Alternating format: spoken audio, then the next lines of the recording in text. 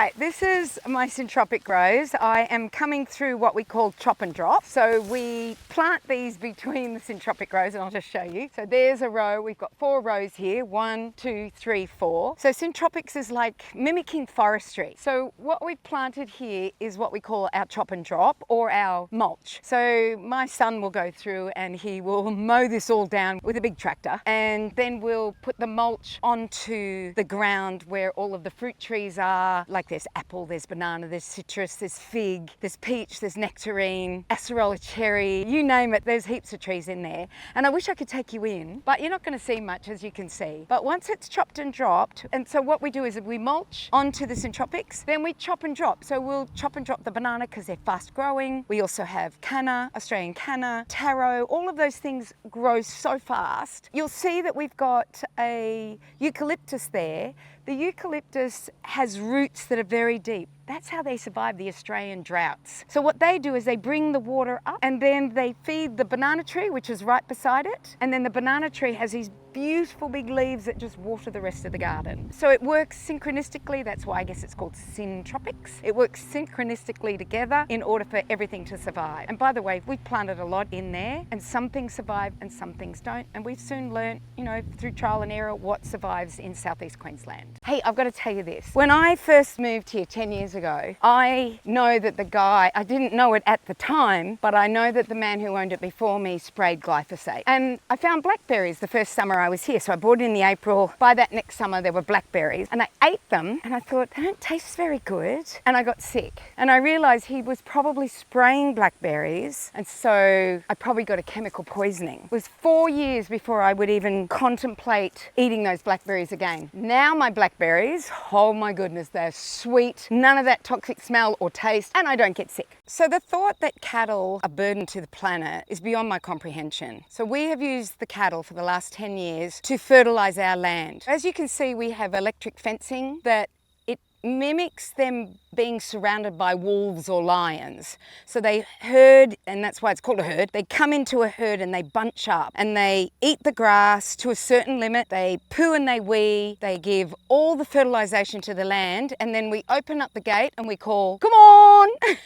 And then they just walk through there and go to the next block of land. So what we're doing is that we are making sure that they don't overburden the land. We use them as our soil. We breed with these girls. We have a bunch of girls and we breed with them, and many people want our cows because they're so used to what we call cell grazing that they don't have to train them, whereas these guys have been trained for years, and we've had these girls for a long time. As far as this type of grazing, the meat is vastly different to grain-fed. There's been science done on this, and the omega-3, which we usually eat fish for, but the omega-3 ratio on these cows is vastly higher than those that are on grain-fed. So if you are going to eat meat and that is part of your dietary requirement, then what I would recommend is that you always choose grass-fed, not grain-finished, but grass-finished as well. And you know that you'll be getting your omega-3s. You'll also be getting a precursor to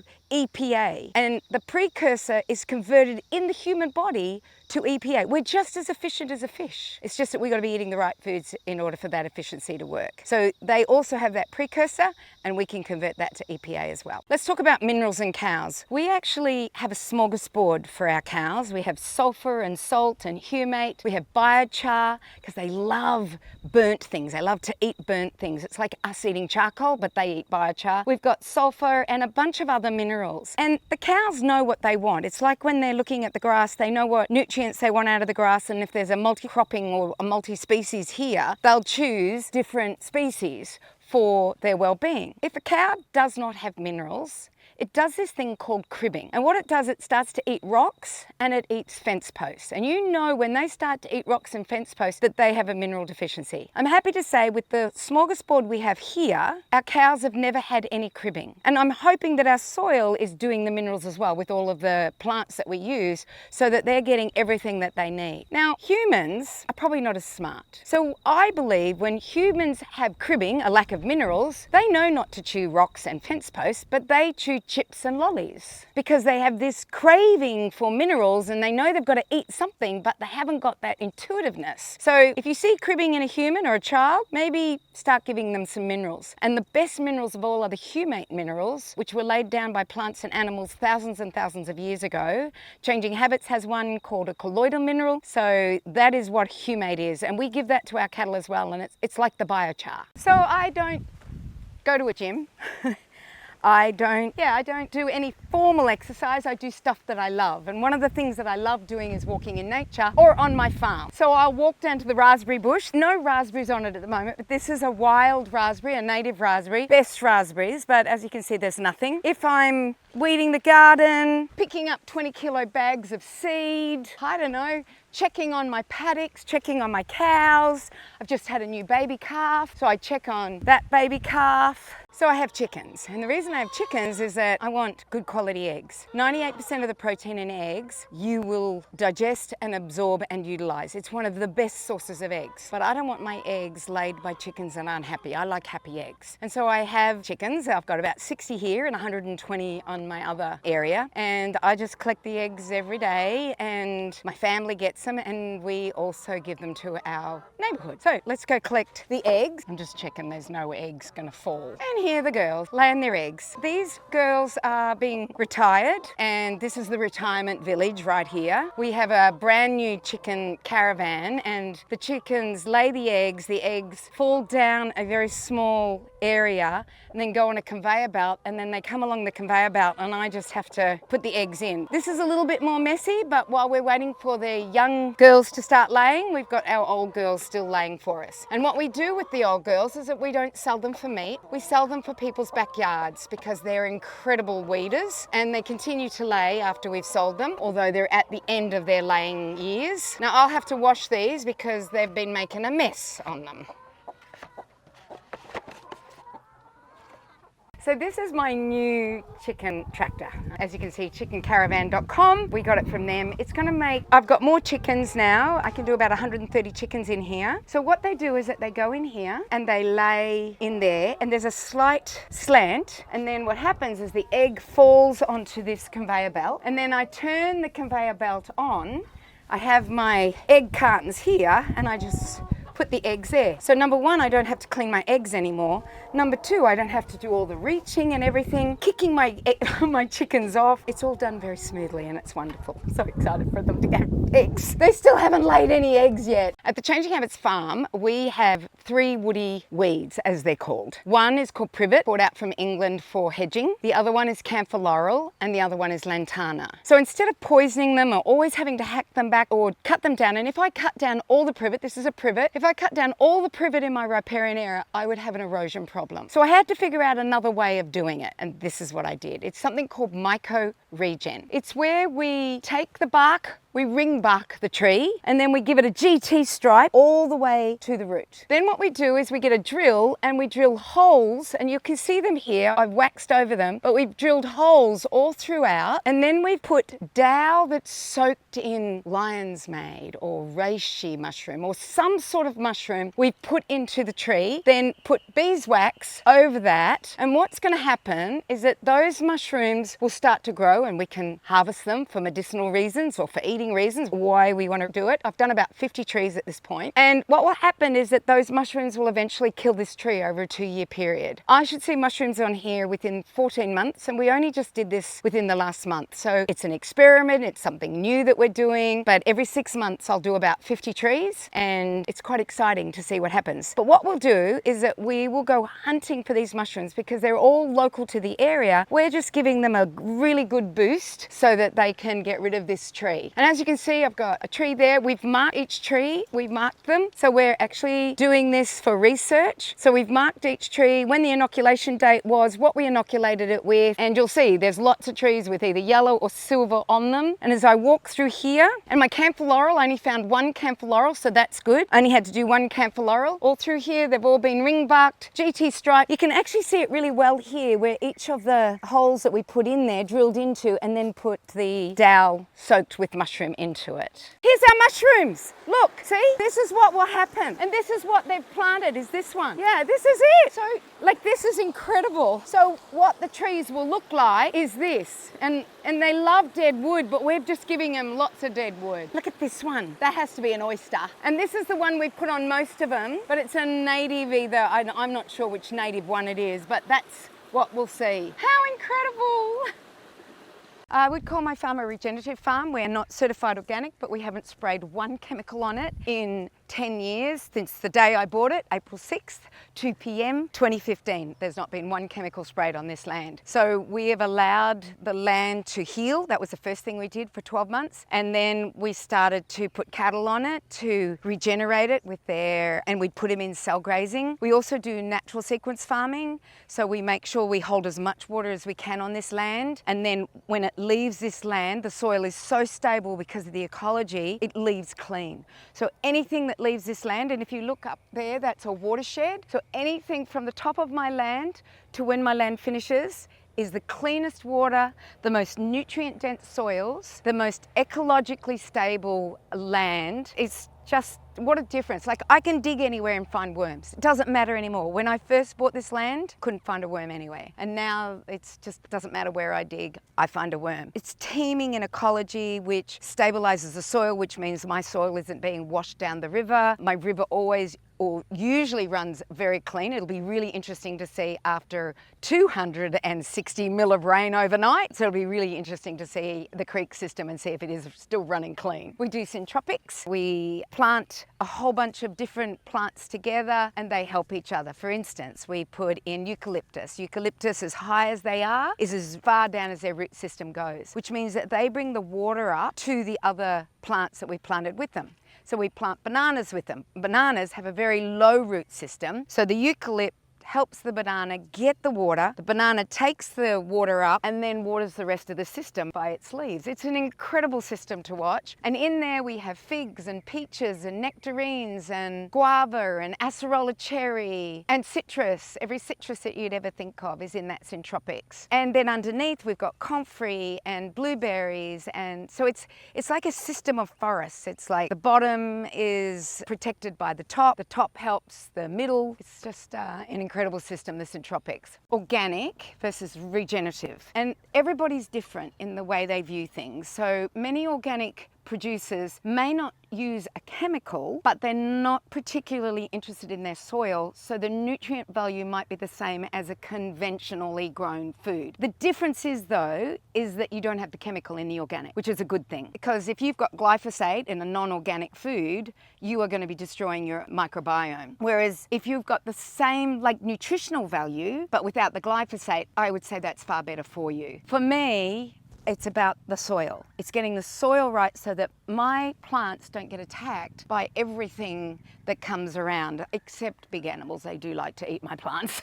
But I mean like pests and insects. For most of the part, we don't have a problem with pests and insects. And somebody asked me about my cows and ticks recently, and I said, no, I have no problems with my ticks. And the reason we don't is that we've bred the cattle to be very healthy by the minerals that we give them, the humates that we give them, the grasses that we give them more than a monocrop. They have so many foods that they can look and eat and pick. They're masters at figuring out what their body needs. And we just don't have any tick problems. And even the flies don't seem to bother them like if it was a sick animal. We did have one sick cow who would get basically so many ticks on her, as well as she was just fly ridden. And in the end, she ended up dying of 3-day because she was weak. And we didn't catch it. It's called 3-day, but she must have just died overnight because we didn't even catch that she had it. But normally we know when someone's got that, but she was not a well girl. She lived as long as she could, but she was one of our sick cows, and probably the best thing to do is treat them and move them off your land. But she never seemed to be needed to be treated. She just kind of kept running along. So yeah, anyway, that's probably a little bit too much information. This is a native berry, and I really don't even know the name of it. We planted it years ago, but I really like it. It's got a big seed. But you will find this out in forestry, just as you'll find the cobblers in forestry, and you can eat those leaves. Any berry that I see, this is the size of the seed. They're quite sizable. So you just spit them out. But this is high in antioxidants. It's a medicinal fruit and it's native. So when you're out in the forest, know your plants. There's some great books out there that tells you which ones you can eat and which ones you can't eat. Be careful because some of them have properties in them that can stop your heart. So you really need to know what you're doing. And what I would recommend is that you go do a course. I did a course with this lady here on the Sunshine Coast. I got her book and I just went foraging with her and she taught me about all the plants that I can pick and consume. My favorite thing to do though is to walk through places where there's lots of berries. So I've walked through Norway where I've taken nothing with me. All I've done is forage the berries. The water's always there. Australia's not always that easy because the water is not always available. I've foraged through the bottom of South America near Ushuaia, found the best berries. At first I found these berries, I didn't know what they were. So I got my plant app on and it said yes, I could eat the berries. And I did make sure that I asked some of the natives. I've been up in the middle of Iguazu Falls in Argentina and foraged about 4 or 5 fruits. Best to know, but foraging, a lot of people go, oh, why would you eat that? Well, I would rather eat that than what's at the grocery store because the grocery store has been heavily sprayed, the soils are bad, the nutrition is bad on all of it. Whereas when I'm foraging, the soil is the best. The fruits are in their natural habitat. You are in longitude and latitude in the right place eating the right fruit rather than eating a mango in the middle of winter in Melbourne. That just doesn't make any sense to me. So this to me is grown here. I eat it and I'm in the same latitude, longitude that the sun has made this with photosynthesis. I live in this environment and this is the best food for me with regards to seasonal, local. So our regen farmers really do the best for the land and they're the ones you want to buy your food from. That's where the greatest nutrition is in these types of foods. So where do you find them? You can find them online, hunt for them in your local area. You can find them at farmers markets. There's things called RECO, R-E-K-O, where you go online, you buy from them, they meet you at a place and you get their eggs, their chickens, their fruits, their vegetables, their garlic, their turmeric, their citrus. So there are many ways to find these farmers. If we support our local community farmers, then we're not going to have a problem if there's a disaster and food can't get to us. So we've just been through a cyclone. You go into the grocery stores, there's no fruits and vegetables in the grocery stores. You go even to the local IGA, I've noticed there's less food. But if I go to my local organic store, which blew my mind the other day, I went into it, they had every bit of produce because they buy from local farmers. So if you can't go to a farmer's market, find a store that's buying from local farmers. Support your local community because that is the best way to get the best nutrition, the right foods for you. So fruits, vegetables, meats and dairies, if you can buy them in your local area, get them. Welcome to my garden. I'm going to walk you through it. And what does it take to grow? Well, I haven't been here for 10 days. We've had extreme heat and a cyclone and extreme rain, and it's like a forest. So let me explain everything to you. This is my banana patch. That just goes crazy. I have many bananas. They'll just feed my family. Here's my macadamia tree. I get macadamias off that throughout the year. Turmeric, it just grows like crazy. My comfrey for making any comfrey balm that I might want to make. Let's keep going. It just, get hit by a banana. This is a white aspen. My mulberry trees, one's a white one, one's a red one. This is my sweet potato patch. So I get heaps of sweet potato. I don't know if you've noticed lately, but sweet potatoes are really expensive. You know,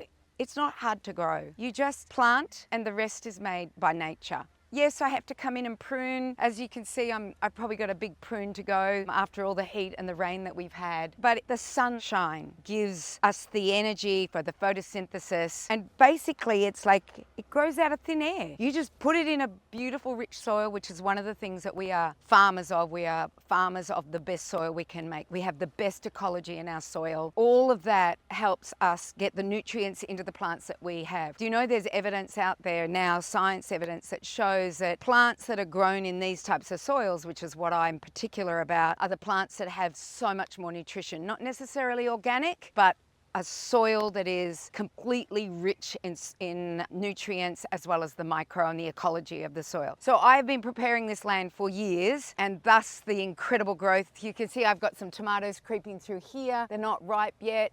Some cactus or aloe there. It just continues throughout. All right, more sweet potato. I have a blackberry bush. Not that I need it, I have blackberries everywhere. We don't see it as a weed, we see it as giving nourishment to our garden, to our land, because wherever you see a blackberry bush, usually underneath it, if there's a slope, you will see absolute fertility. Here's a blueberry. I have one blueberry that, oh no, I got a few blueberries. One, I'm not sharing, there's only two. Oh yes, there's more. You can, anybody straggling behind? There's my blueberries. So this is my lemon tree. At least I think it's a lemon. It's not starting. Yes, it's my lemon tree. Sometimes I get confused with limes and lemons, and I just smell the leaf and you'll figure it out. Another macadamia nut tree. We've got Peruvian apple here. Peruvian apple is so good. It's a root food and I juice it and make the most amazing juice with the Peruvian apple. And I also have cobbler's peg, as you can see. So cobbler's peg. People see this as a weed. It's a primary. It's yellow. That means it's circulating sulfur in my land. You can make pesto with this. You'll find this everywhere. You can make pesto with this, and then it gets this black spiky seed, which tells me it's bringing silica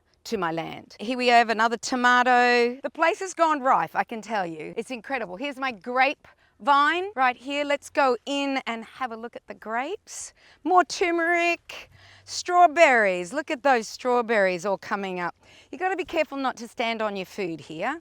So let's go in here, straight through a spider web. Look at my grape. I probably had some animals eating, I'd say, by the look of it. So we share with our animals. I do have the whole perimeter completely shut off, hoping the animals can't get in, but every now and then one gets in here and likes it. So let me see, here's through strawberries. We've got an apple tree here that we have trained to go on a bit of wire so it doesn't grow up and we can't get to all the apples. So there's my apple tree. As you can see, there's a bit of work to be done. Look at my beautiful flowers. A lot of my flowers are edible. I have so many chilies. I make chili jam. I just picked that about 10 days ago and I've made a heap of chili jam for the family. Mint is like a weed. It just grows crazy. The thing is to start. Is to just, this was nothing but a bare bit of grass and all we did was start, and now it's like you can't keep up with all of the beautiful produce. More chili over here, more strawberry plants, and I have to show you this. This used to be like my grape arch, and with the amount of water and rain that we've had, it has fallen down. So I've got a bit of a repair to do to my passion fruit, but I'll tell you what, the animals are going to like it. Let me show you. The animals are going to like it because it's so close to the ground now, but I have just got so many passion fruit just coming through. My favorite thing is the flower of the passion fruit. It's just incredible. More tomatoes, lemongrass. Let's go through again. Look at my comfrey. We've got Thai basil here, some Thai basil. Let's keep going. Chilies. Oh wow. Marigolds. This is a type of marigold. It smells absolutely wonderful. Something's wanting to grow up there. We might take that off. And this is what I do. I walk through my garden and I see things and I do the work then and there as I'm walking through it. I won't be mending the passion fruit at this point. Nasturtiums, these one of my favorite flowers to put in a salad, as well as the leaf. It's hot. It's very hot in flavor. This is like hibiscus taste. I put that and I make tea with this. How about my cucumbers? I love these. These I put in my salads as well. They're tiny little cucumbers. That's what they taste like. I don't even know the names of half of this stuff because I throw them in and I see if I like it. My sunflower, it got too much rain, so it didn't produce anything. I love these. I don't know what they're called, but I just love these flowers. They look so beautiful. So I put my flowers in here because I have beehives over there. I want to make sure that I have enough flowers for my bees to be happy no matter what. And I have to tell you, with the cobbler's peg, they're happy. There's so much cobbler's peg here. They're very happy. More chilies, more turmeric. This is my orange tree. It's my orange tree. Once again, smell. And that's, I think it's the bergamot smell that you smell in that leaf. Go to cooler, down here. Oh, I have to think what this is. Finger limes, yeah. This is a finger lime, and I just love how spiky they get. They do not want you to take their finger limes from them. So, yeah. A stone fruit tree, guava. This is guava. These are beautiful guavas. I love the red guavas as well. We've got herbs as well. So we've got garlic chives here, and I do have onion chives somewhere, but that's my garlic chives. Another macadamia tree, and that's about it. Oh, Here we have a pomegranate. Look at the way the pomegranate starts as the flower. It's just beautiful. And then it ends up this stunning fruit that we'll just let grow, and then we'll pick it. Sage, this is sage for burning rather than eating. Yeah, that's my garden. My one garden. I've got a few more.